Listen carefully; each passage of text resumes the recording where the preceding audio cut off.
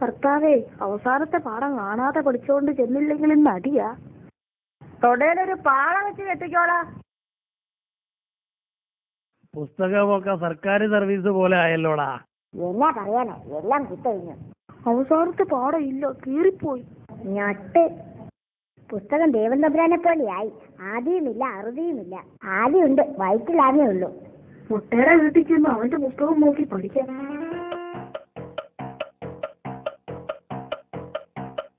അവന്റെ പുസ്തകത്തിന്റെ അവസാനത്തെ പുറം കീറിപ്പോയിട്ട് അവൻ ശശിയുടെ വീട്ടിൽ പോയിരിക്കുക. അവിടെ ചെന്ന് 4 പേർക്ക് കൂടെ ഒന്നിച്ചിരുന്ന് പഠിക്കാം. 1.5 മൈലുണ്ട്. ഇവിടുത്തെ ചെറുക്കന്റെ പുസ്തകത്തിന് അവസാനത്തെ പുറമില്ലാഞ്ഞിട്ട് എല്ലാവരും കൂടെ നിർമ്മലേരെ വീട്ടിലോട്ട് പോയിരിക്കുക.